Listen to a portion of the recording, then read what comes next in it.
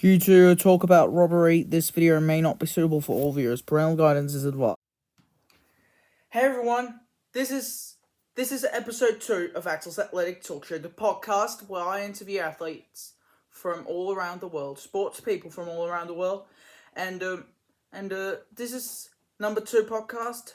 Remember when you remember the last episode I interviewed Maja Johnstone, a former multi-sport athlete from Australia. And for this one, it is the first episode of Axel's Athletic Talk Show since March, and it's June right now, so 3 months ago. And for this episode, I have Paul's wife, Maja, and she's a former shooter, and she has won. She's actually a Danish champion, and when she comes, don't forget to give her a big clap. We're at her house. It is a little messy, but I think we can overcome this. So now, as I mentioned, don't forget to give her a big clap when she comes. Here she is, Maja Johnstone. Thank you.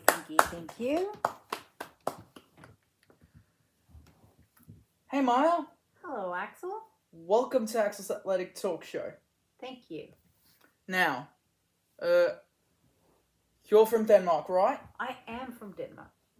And so I interviewed your husband 3 months ago, Paul. Is that his name? Yes, that's right. And he was a cricketer, footy player, and a strongman, right? That's correct. And now it's time to interview you, his wife, and I'm looking forward to it. And this is your first ever interview, right? It's my first ever interview, and I'm not quite sure how to do it, so I hope you can help me and guide me through it. So, you just answer questions from what they say. They are a bit hard. They can be a bit hard, but hope it'll be easy for you to answer. Okay. Thank you. Maja had hit 2 birds in her white car the other day, right? Yeah, it wasn't very good, and I didn't even notice it. So, for that, before the interview start, let's have a minute's silence for both these birds.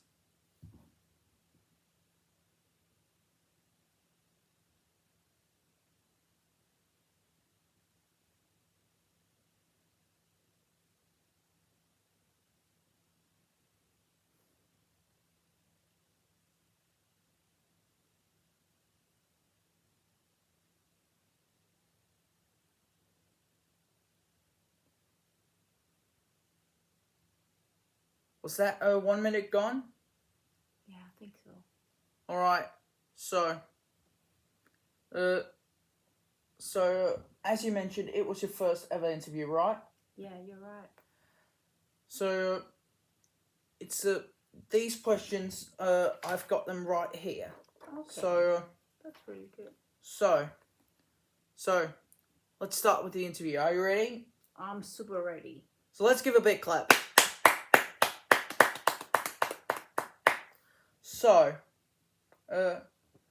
So my first question, who are you and where are you from?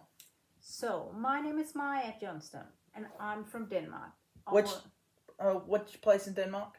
I'm from Northern Zealand, so it's called, I was born in Ballerup, and then when I was about 3 years of age, I moved to Udsholt. Okay. Yeah. Okay.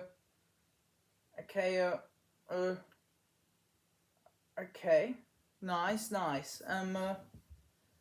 Do you have any siblings? I do have 2 siblings. I've got a younger brother and a younger sister. My sister is 7.5 years younger than me. Her name's Marie. And I've got a brother that's 2.5 years younger than me. His name's Michael. Okay, nice. I'm saying nice so many times. You are saying nice a lot of times. And so uh so your parents, Maya, they were really young when you were born. So how old were your parents when you were born? So I think my mom was she had me when she was 25, just before she turned 26. And my dad would have been about just turning 25 after I was born, 9 days after. Young. Yeah, pretty young. Um.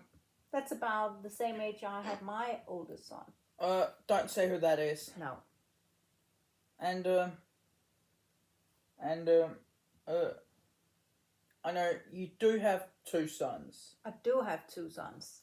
And so Do you want to know how old I was when I had my sons? yeah, just do that. Oh, Don't say their names. I won't say any of their names. I'll tell you that my oldest son, when I had him, I was 25.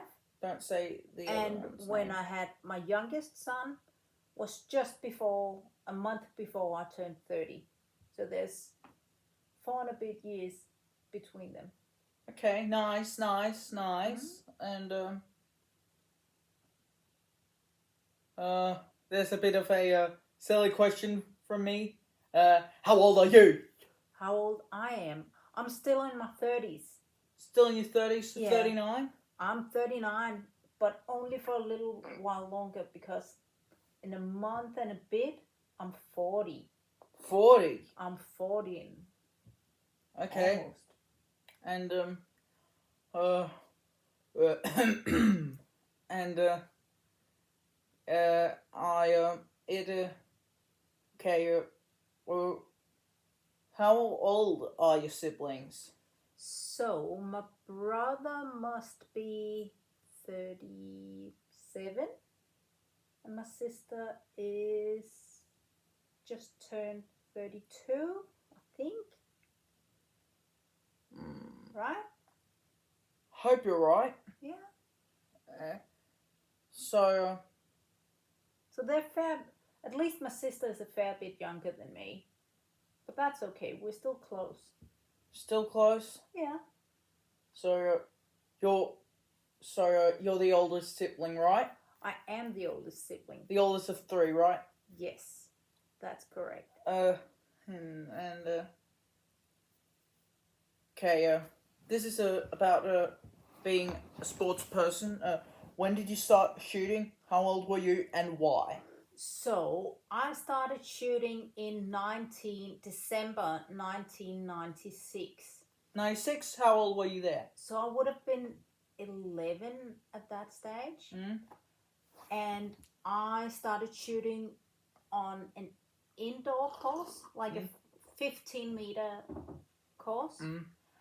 And I started shooting because I had a friend, and his mom told him that girls wasn't allowed to shoot, and she said that it was only for boys. So I thought, I want to show her that girls can be sports shooters as well, not just boys. So I decided to join the shooting club and become really good, become better than the boys. Okay. Yeah. And you're also a Danish champion, right? Yes. So the first time I went to the Danish championships, that was in 1997. And I had to go and do an outdoor competition on a 50-meter round. And I was quite young at that stage. And I went to the first Danish championship. And my team, the team that I was on then, won. We became the best in Denmark.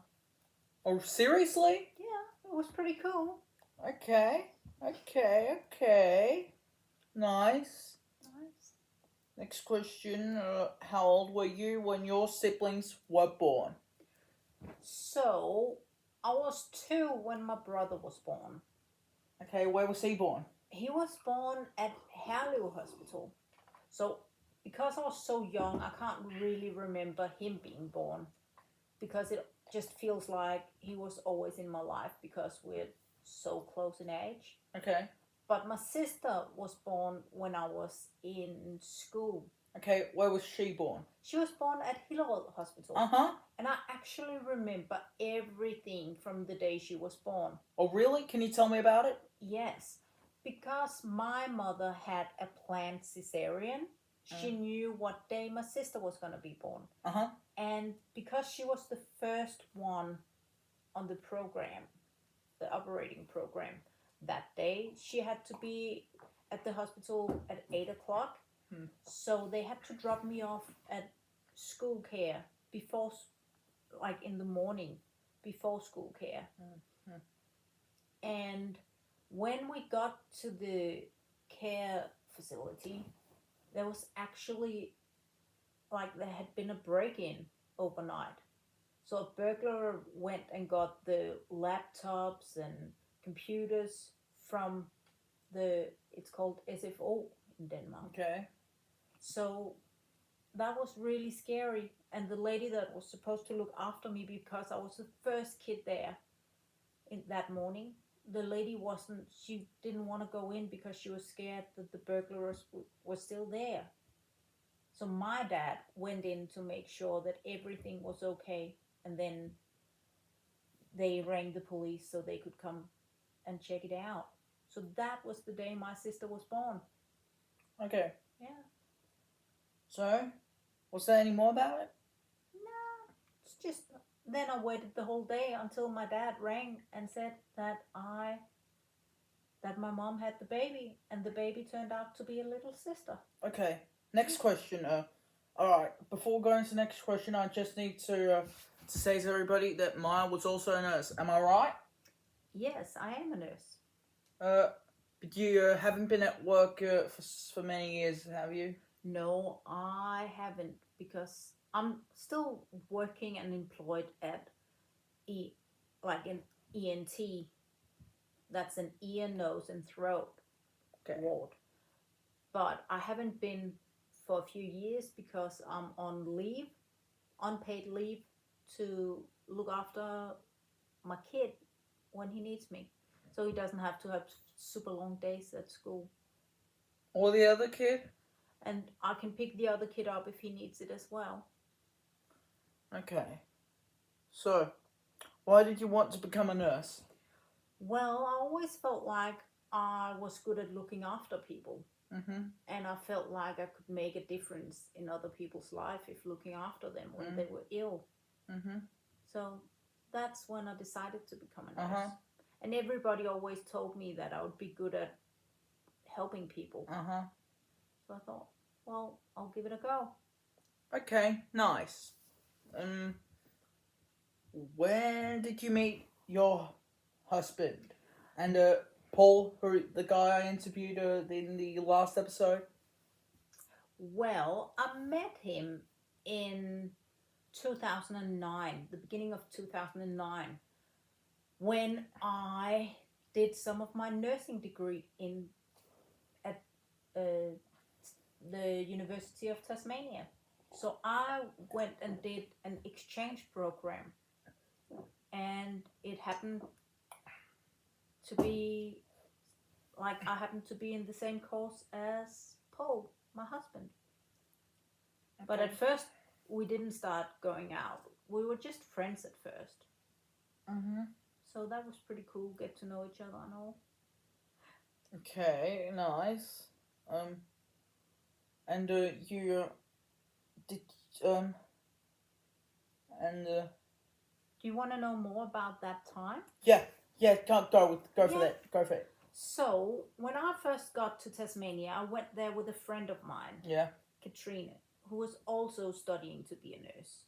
And then we lived at Liverpool Street. Like we found a little joint apartment at Liverpool Street. Mm-hmm. And there was about I'm not sure how many, but about 15 people, young people, university students that lived there. Okay. So it was pretty Nice. big. It used to be a hotel. Mm. So they called it the Old Alabama Hotel where we stayed. But we had separate bedrooms and all of that. And when we arrived about a week before uni started. So we joined orientation week for all the international students that came to Tasmania, and we started at a rafting club, whitewater rafting, and we also just walked around Hobart quite a bit. So we walked a lot the first couple of days. And then after a while, on the 23rd of February 2009, we had to start at our uni course. Okay. And that's when I met Paul. Okay. And I remember him like from the very first time we walked into the course because he was the only man in there. Okay. Yeah. So,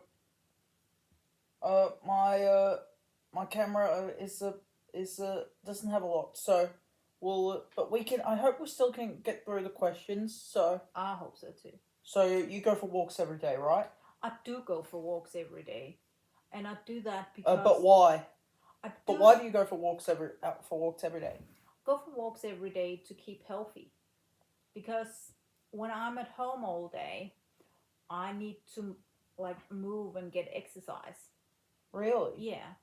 So when I go for a walk, I go at least 5 kilometers a day, but sometimes I walk maybe 10 or 13.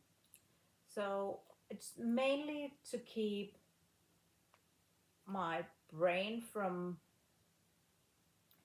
deteriorating and to see other people and just being at the home. But it's also good for exercise. Okay. And sometimes when I'm really lucky, my kids come with me. And otherwise, I listen to an audiobook when I walk. Or I'll ring one of my best friends. And she'll talk to me the entire time I walk. So sometimes I talk to Julie for an hour and a half while walking. Okay. Okay, 10th question. Yeah? Go ahead. It's about from a time you were a shooter. So, how did you feel about competing? I loved it. I absolutely loved it. I always wanted to do my very, very best because I wanted to be the best at whatever I was doing. And actually, the friend that I just told you about that I talk to when I'm walking, she was one of the other competitive shooters. So, and she was very good. Really? Yes. And at first I didn't know her. I only knew her name because she was always on top of the ladder as well. Okay. And whenever I went to a competition where she was, I always wanted to beat her, but I didn't always manage. She was really, really good. One of the best? Yes, absolutely. She even went to England to shoot. So we could have called her the GOAT? Almost. Almost? Yeah, almost the GOAT. Okay. In my opinion, she is one of the very greatest. Okay. Okay, next question. Did you enjoy winning or did you enjoy winning or competing the most? Well, I think I enjoyed the competition the most. Okay. Because it's always nice to win. But I really enjoyed going even if I wasn't winning. Because at the time, some of my best friends were the ones I was competing against. And I really just enjoyed spending time with them. Okay. Okay. So you're retired now, aren't you? Yeah, I guess I haven't been doing any competition shooting for a long time. I think you might think this question is very funny, but do you see yourself doing shooting again? Well, I'd love to. Mm. I'd love to go again.